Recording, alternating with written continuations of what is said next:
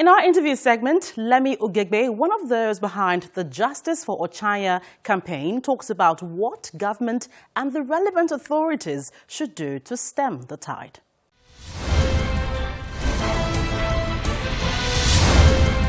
Mr. Lemmy Ughegbe, you're welcome to the program. Thank you very much. Well, we're still on the issue of Ochanya, 13-year-old Ochanya, who, of course, is the latest victim of sexual assault. Yeah. And you are one of the activists, who's been on this case since it bursted out.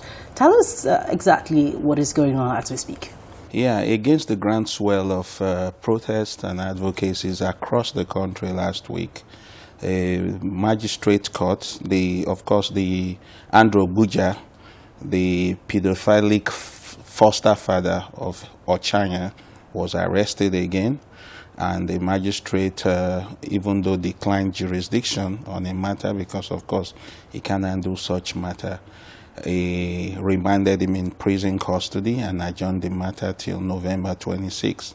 We expect that the chief judge of Benue State at this point will do that which is right, which is send that case file to a judge of competent jurisdiction. That means to a judge in the High Court to preside over the trial of Andrew Ogbanje, while the son, who is also a co-accused in this matter, Victor, is said to be at large. And of course, the mother or the wife of that house has not been cited as a party yet. But of course, members of the civil society insist that she is a missing link. We believe that she's complicit in the matter.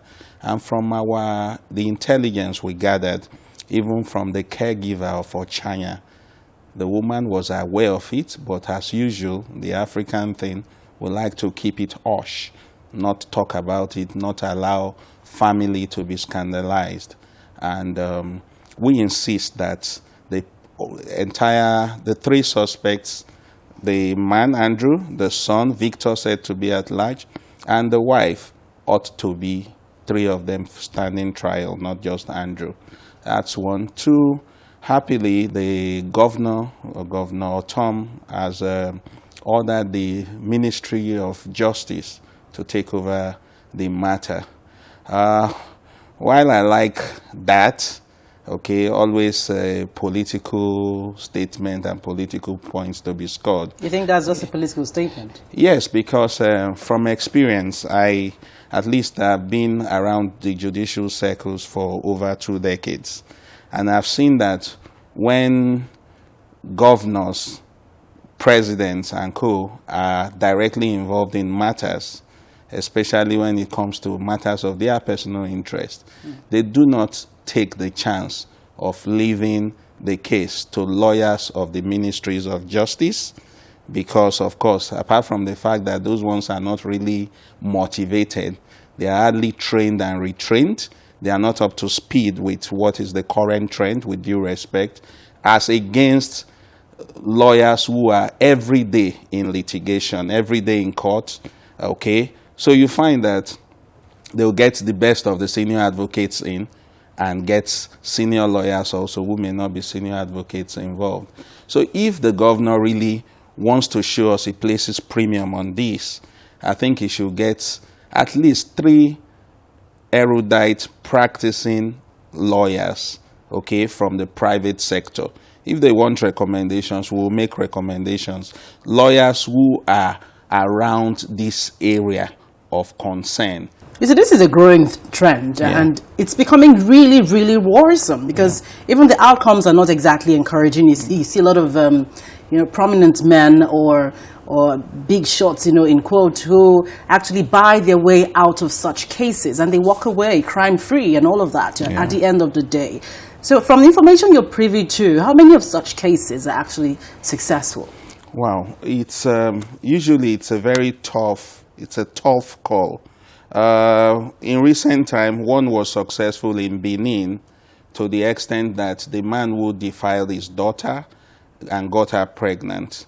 Of course, the evidence is the fact that the pregnancy grew and he couldn't deny further. So they established the fact of his wrongdoing. But as I said, they convicted him, sentenced him to 14 years imprisonment, which by law is about 7 years.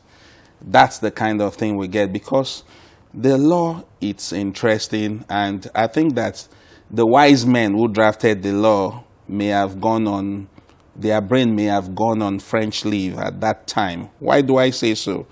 The law as it is now says if you rape an individual, you get maximum of life sentence. But it says if you sexually violate a minor, you get maximum of 25 years. Now you can see how laughable that is.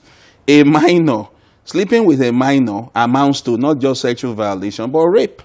Because a minor cannot genuinely give consent to a sexual relationship.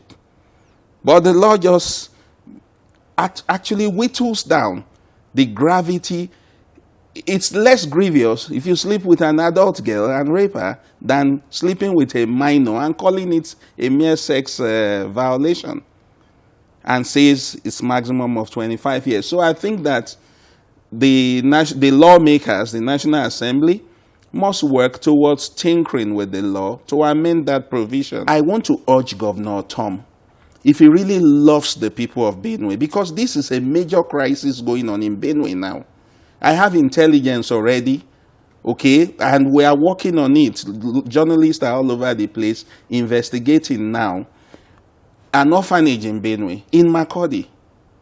We won't mention the names yet because we've not come out fully with the details. But an orphanage where these children are subjected to such violations again. Yes, crazy.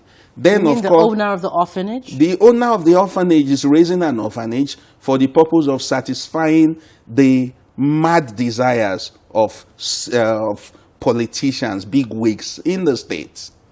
How old are these children in this? Little children, ranging from age 1 upward in the orphanage. So whichever one suits whatever their desires are, they work on them. We are working on that. We are getting to the bottom of that. I just received another one, a 5-year-old girl in Makurdi. 5-year-old girl. Since the advocacy last week, I've been receiving a lot in my inbox. This one is trending today on Facebook. A 5-year-old girl defiled by a 39-year-old man in Makurdi. So that is why it's in the interest of Governor Tom and the people of Benue to give the best legal representation to the Ochanya case so that that will serve as a deterrent if this man and his son are convicted. You have mediated in many of these cases. Yes. What do you advise them, firsthand, just like a first aid treatment to do, when they become victims of sexual assault? The first thing is to make yourself available to the hospitals. You must go for medical, for medical examination and treatment. And the treatment is not just giving drugs and all. You need a psychologist. Who do they report to in their rural communities? Well, in their rural communities, except it breaks the way it breaks, most of them, tradition just makes it, they are afraid of being stigmatized.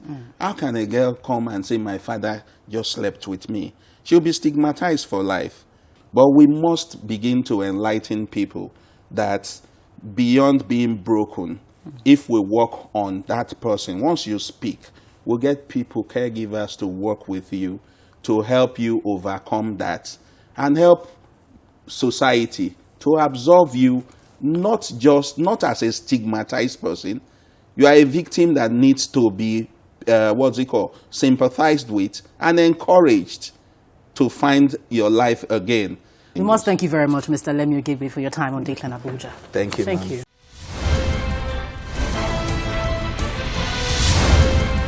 Well, thank you for your mails and tweets, as always. I'll take this one coming from Ahmed Hussein. He says, you can't revolutionize anything with ideas perceived in the 1960s. You better say the FG is recapping its failed policies. It's only when you're a farmer that you can understand this in agricultural dimensions, unquote. Well, keep sending in your views and comments using the email address and Twitter handles on your screen. Also, be sure to share anything happening within your locality. Don't you forget, you can view the program on youtube.com/channelsweb/videos. Thank you for watching this week. I'm Gloria Umezuki. See you again.